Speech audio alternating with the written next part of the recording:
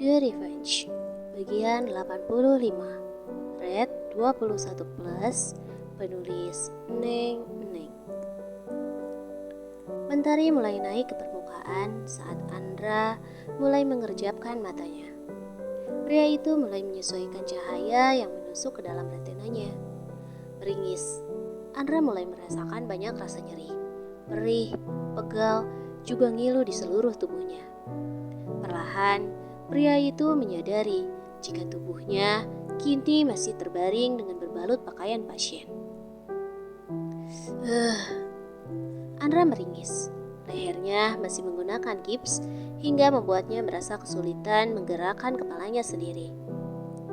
Kia, kerongkongannya terasa begitu kering, namun Andra tetap mencoba bersuara kala kepalanya mengingat apa yang telah terjadi terakhir kali antara dirinya dan sang istri. Kia, sekali lagi suara serak nyaris tak terdengar itu kembali berucap. Tuhan, Anda sudah sadar? Ya Tuhan, akhirnya. Sebentar. Max adalah orang pertama yang menyadari jika Andra sudah sadar dari tidur panjangnya. Dengan segera pria yang berstatus sebagai asisten Andra itu segera berlari keluar kamar, mengabari banyak orang yang masih menunggui Andra dengan resah. Sementara Andra yang ditinggalkan hanya bisa memejamkan matanya, merasakan betapa nyeri kepalanya sekarang. Namun, hatinya sama sekali tidak tenang mengingat kecelakaan fatal tempo hari. Andra berpikir keras tentang apa yang terjadi pada Kiara. Selang beberapa waktu, dokter juga kedua orang tua Andra berdatangan. Mereka setengah berlari segera menghampiri Andra yang masih menatap kosong langit-langit kamar. Andra, akhirnya kamu bangun? Kini sang ibu maju ke depan, ingin memeluk putra sulungnya. Namun sang dokter menghalangi. Tubuh Andra masih terlalu banyak luka. Terlalu banyak juga alat yang terpasang di tubuhnya, membuat Nyonya Shailendra sadar diri dan segera memundurkan tubuhnya. Ma, bagaimana dengan Kia? Andra bertanya dengan nada terbata. Pria itu sejujurnya merasa sakit kala membuka mulutnya sendiri. Namun, rasa penasaran sudah menggerogoti hati. Dia baik-baik saja sekarang. Dia sedang dirawat di kamar sebelah. Nyonya Shailendra menjawab. Jika sebelumnya wajah Nyonya Shailendra begitu datar, dingin, dan garang, kini perempuan yang lupa pada make up itu tersenyum lemah di hadapan sang putra. Benarkah? Apa dia terluka parah? Andra kembali bertanya dengan lemah. Dia baik-baik saja. Dia sudah menjalani operasinya juga. Kita hanya tinggal menunggu Kiara bangun saja. Kali ini Tuan Shailendra yang menjawab. Belum bangun? Kenapa? Apa efek obat? Andra bertanya beruntun. Namun kedua orang tuanya seperti enggan menjawab. Hingga akhirnya dokterlah yang angkat bicara. Nona Kia sebentar lagi akan bangun. Saya mengecek keadaan nona muda tadi. Sebaiknya Tuan muda Andra istirahat saja. Semoga lekas pulih. Dokter membungkukkan tubuhnya, menghormat pada keluarga Shailendra, lalu segera keluar dari dalam kamar tempat Andra terbaring. Mama, apa Kia sungguh baik-baik saja?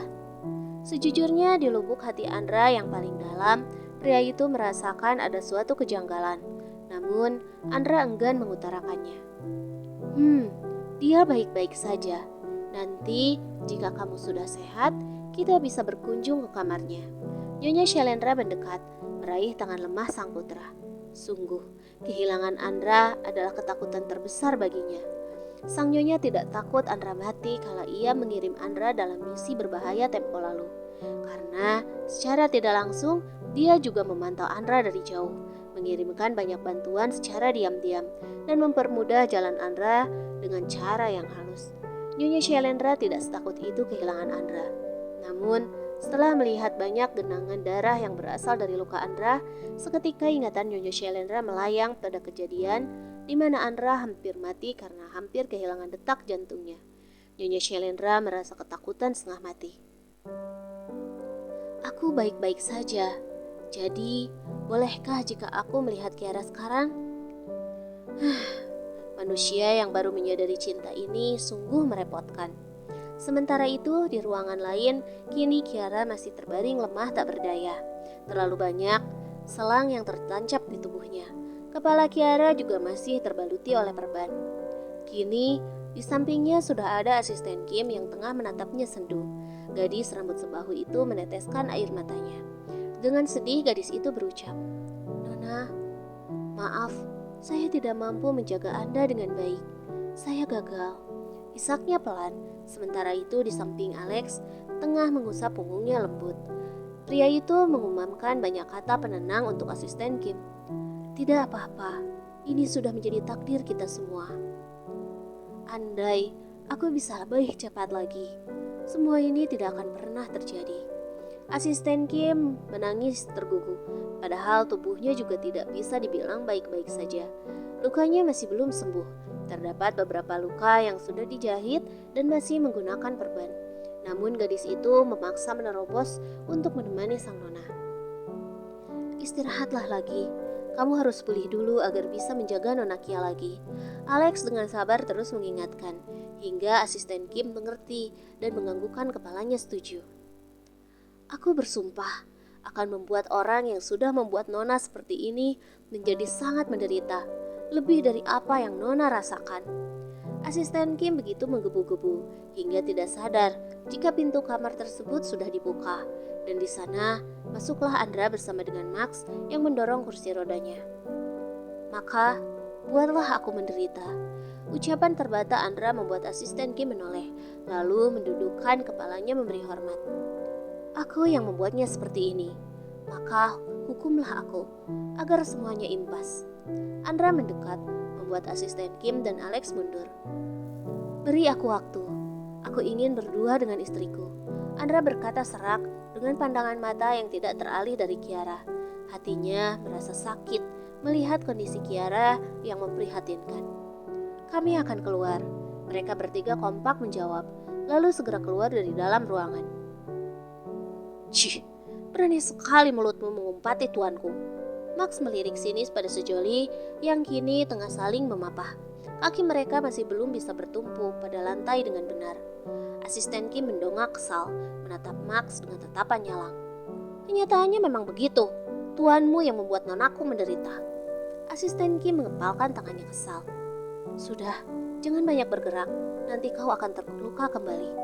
Alex mengingatkan, menahan tangan Kiara yang hampir menggapai Max yang kini tengah mengundurkan langkahnya.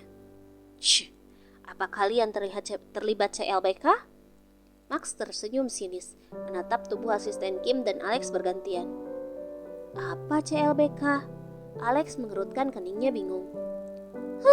"Tidak gaul." Max berjalan santai, meninggalkan asisten Kim dan Alex yang tengah menatap punggungnya aneh. "CLBK itu apa?" Kini asisten Kim yang bergumam. Alex yang mendengarnya ikut menggelengkan kepala tidak mengerti.